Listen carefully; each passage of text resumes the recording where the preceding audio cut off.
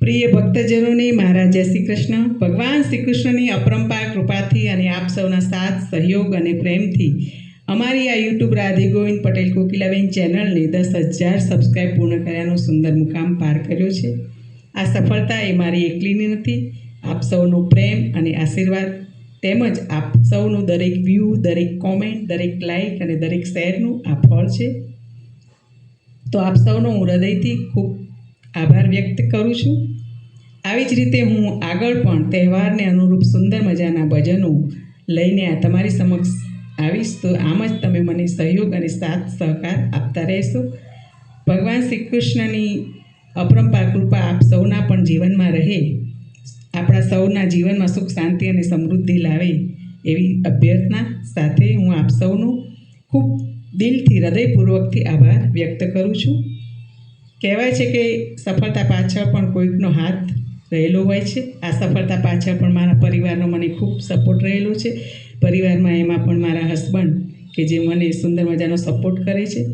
જ્યારે પણ મારા ભજન રિલીઝ થાય, અપલોડ થઈ ગયા હોય એટલે જોઈને સુંદર મજાનું કોમેન્ટ એમાં આપી દે. પહેલી જ કોમેન્ટ એમની હોય.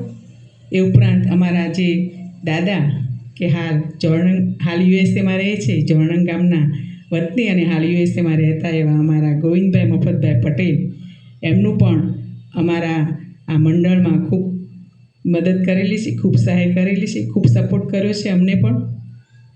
જ્યારે પણ અમારે કંઈ જરૂર હોય તો અમને તરત જ અમારી મદદે આવીને ઊભા રહે છે. અમારા સંગીતના ઇન્સ્ટ્રુમેન્ટ પણ અમને લઈ આપ્યા છે. અમારા મંડળમાં જુદી જુદી સાડીઓ પણ એમને દાન કરેલી છે. અમારા મંડળમાં જ નહીં, આવા વિવિધ મંડળો જે ચાલતા હોય એમાં પણ એમને ખૂબ મોટું દાન કરેલું છે. દરેક મંડળમાં કંઈ ને કંઈ જરૂર હોય, કોઈને માઇક લાવવું હોય, કોઈને સાડીઓ લાવવી હોય તો બધાને એ આ રીતના મદદ કરતા જ હોય છે. આ ઉપરાંત એમણે જોણંગ ગામમાં પણ એમના મંડળોમાં સાડીઓ તેમજ હોસ્પિટલમાં ખૂબ મોટું દાન કરેલું છે. આવી રીતે કોઈ નિસહાય હોય, અસહાય હોય, એમને આ રીતે દાન આપતા જ હોય છે.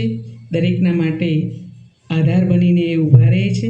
ખરેખર એમના જીવનમાં પણ ભગવાન ખૂબ સુખ, સમૃદ્ધિ અને શાંતિ લાવે, તેમને નિરોગી રાખે એવા આપણે સૌ એમને આશીર્વાદ આપીએ અને ભગવાન શ્રી કૃષ્ણ એમને સદાય નિરોગી રાખે અને જીવનમાં આવા કાર્યો કરે એવી અભ્યર્થના રાખીએ. ભગવાનની કૃપા સદાય એમના પર વરસતી રહે, એમના પરિવારમાં પણ બધા ખૂબ આનંદ અને શાંતિથી રહે એવી ઈચ્છા સાથે આપણા સૌનો હું દિલથી, હૃદયપૂર્વક ખૂબ ખૂબ આભાર વ્યક્ત કરું છું. આ દાદા તો એવા છે કે જે મારી આ ચેનલ ચાલે છે એમાં ચેનલ બનાવવા પાછળ એમનો જ હાથ છે. ખરેખર એમ કહું કે એમને જ મને મોટિવેટ કરી છે, એમની પ્રેરણાથી જ મેં આ ચેનલ બનાવી છે. મને ખરેખર એમ જ કે તમે શું રસોડામાં આખો દિવસ રસોઈ કરો છો, કંઈક તો કરો, કંઈક કરવું જ જોઈએ ખરેખર.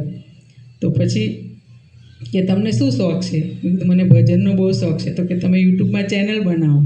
તો એમના કહેવાથી, એમના પ્રેરણાથી એમ આપણને એટલા મોટિવેટ કરે, આપણને પ્રેરણા કરે કે ના, આ દિવસે, અખાત્રીના દિવસે મારે તમારી આ ચેનલ જોઈએ જ. તો મને એવું બળ આપ્યું અને એમની પ્રેરણાથી મેં અખાત્રીના દિવસે મા સરસ્વતીની સ્તુતિ ગાઈ અને મેં આ ચેનલનું મુહૂર્ત કરેલું. અને આજે 10,000 સબસ્ક્રાઈબ એમના સપોર્ટથી, એમની પ્રેરણાથી અને આપ સૌના સહકારથી જ મને આ સફળતા પ્રાપ્ત થઈ છે.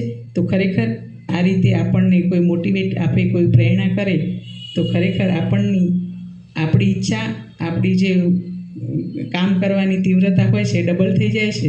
એટલે આપણને આવું કોઈ મોટિવેટ કરે તો આપણું આનંદ ડબલ થઈ જાય છે અને આપણને કામ કરવાની ઈચ્છા વધારે થઈ જાય છે. તો આ રીતે આપણે ખરેખર એમનો પણ હું ખૂબ ખૂબ આભાર વ્યક્ત કરું છું. આ ઉપરાંત મારી બીજી ચેનલ પણ છે જેનું નામ છે કોકિલા કિચન.